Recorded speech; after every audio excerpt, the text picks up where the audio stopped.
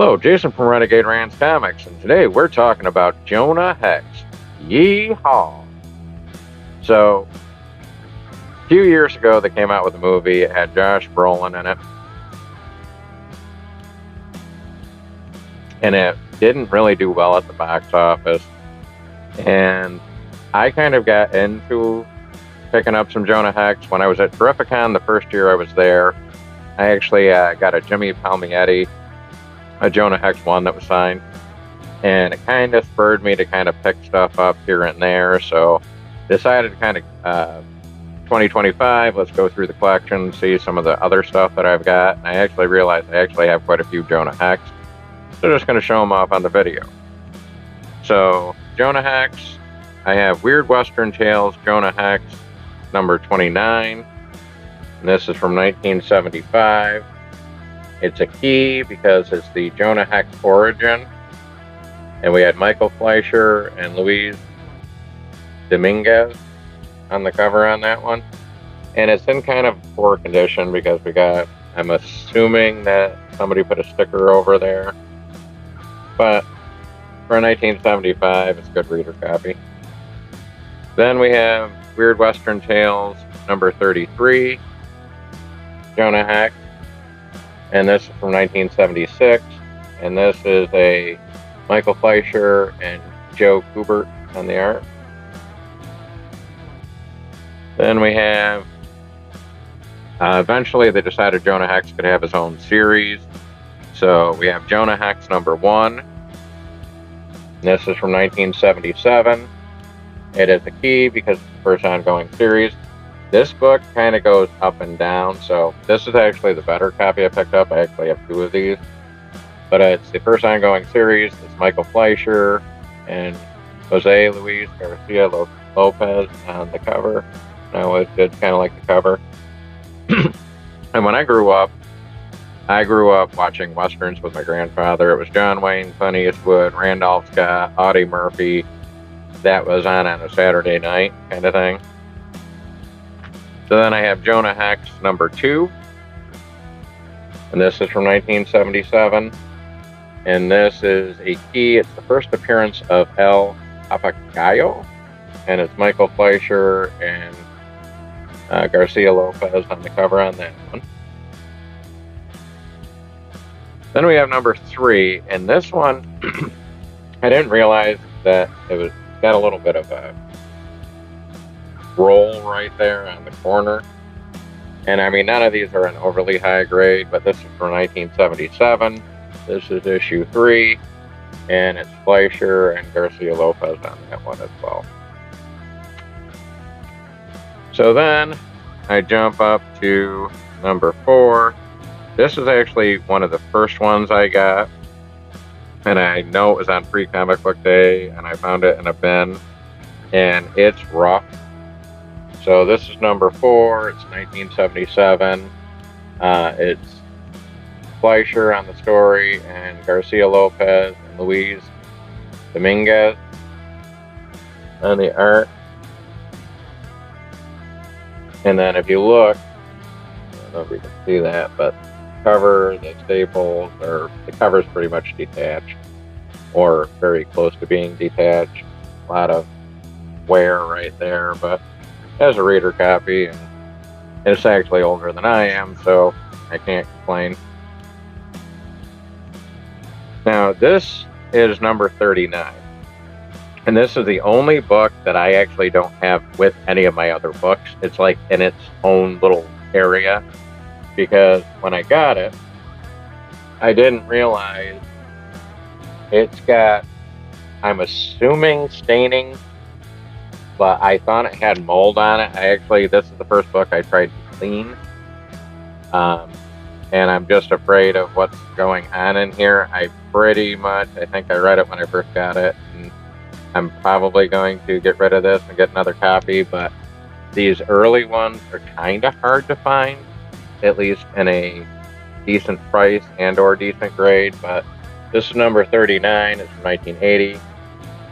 Michael Fleischer on the story, and then Tony Diaz-Uminga on the cover on this one. So we have number 40. And again, this one, a lot of roll on the cover. I think this one got wet. So this is from 1980. This is number 40. And it's Michael Fleischer and Luis Dominguez on the cover. We've got number 41. Always kind of like the cover on that one. They're both pointing at Jonah, and he's trying to tell the guy to kill him. So we have, and I believe there was a scalp hunter story that was in there too. So Michael Fleischer was on part of the story on this. Jerry Conway wrote one of the other stories in here, and it was Luis Dominguez on the cover. We have Jonah Hex number 42, 1980. This is Fleischer, and then Gerald Fortin. And then if you look, he's kind of in trouble there because they got him on a tree. And this always reminded me of the Clint Eastwood Hang 'em High. We have number 50, so full 25-page gut-gripping Hex saga, The Hunter. And this is from 1981, and Fleischer and D. Zuniga on the art on that. We have number 58, 1982, Fleischer and D. Zuniga on the cover. And I believe Fleischer wrote the entire storyline. And there usually is like another like Western story kind of in the back of these. So like Jonah Faces a Different Kind of Death and a novel-length blockbuster Lair of the Manches, so number 61. And then it's from 1982. This is Fleischer, and then Ross Andrew and Dick Giordano on the cover on that one. We have number 63, 1982, and that is Fleischer and Ross Andrew and Dick Giordano on the cover. We have number 66, and this is 82, Fleischer, and this one was Tatiana Wood. Let's see the cover too well on that, but pretty cool. We got number 69, 1983, and then this was 1983, Fleischer, Andrew, and Giordano on the cover. And they did a lot of the covers on this. So this is 71, 83, Fleischer, Ross Andrew, and Dick Giordano. We have number 72. This is from 83, and then again Fleischer, and then Andrew and Giordano on the cover. Number 73. This one always made me laugh on the cover on that because poor guy's got two casts. He's in a wheelchair, and the really, really bad guys are pushing him over the cliff. So it's 83, Fleischer, and Andrew and Giordano again. Now, Jonah Hex is not like the hero character, but if anyone remembers what they did to him in the storyline, like, he's got a horrible origin story. He really, really does. Half his face is burnt off with a tomahawk, so he has the tribe that was raising him kind of thing. His father had sold him into slavery for booze when his mother had died. To an Indian tribe. His Indian brother tried killing him, and then he joined up with the Confederacy, and then got sick of their crap, and then as he travels the West, he becomes a bounty hunter, but he's not really a good guy, but he's always finding himself where he's trying to make money, and it's out there. Now, the movie kind of went a little. They gave him like supernatural powers and all the other stuff, but It was. I'm not dissing the movie. I've watched the movie. I actually like the movie. If you can find it free on streaming, it's actually a good watch. It's funny. It's actually got a pretty good cast in it. But. So we're jumping back in here. We got number 74, and this is from 1983. Fleischer, Andrew, and Giordano. We have number 75. Again, 1983. Fleischer, Andrew, and Giordano on the cover. We have 77. 1983. Fleischer, Andrew, and Giordano. We have number 78. And that's from 1983. Same three on it. Fleischer, Andrew. Oh, I lied. And Pablo Marcos is actually on the cover on it. So it's Andrew and Pablo Marcos. See what happens when you start reading your notes? We have number 81. And this was from 1984. And this was Fleischer and just Andrew on it. We have number 82. 1982. We have number 82. And it's 1984, Fleischer and Andrew. And this is number 83. It's 1984. And this, I always thought that this probably came out right around the same time that maybe Demon in a Bottle is, or this is their homage to Demon in a Bottle. But I just love the way that if you look right at the cover right there, how the bottle's actually reflecting the horrific side of his face. I just thought that was just really cool artwork on that. So this is from 84. Again, Fleischer, but the cover on this one was Ed Hannigan and Tony DiZuniga. And then we have 84 from 1984. And this is Fleischer and just Ed Hannigan, but I always like anything that's got skeletons on it.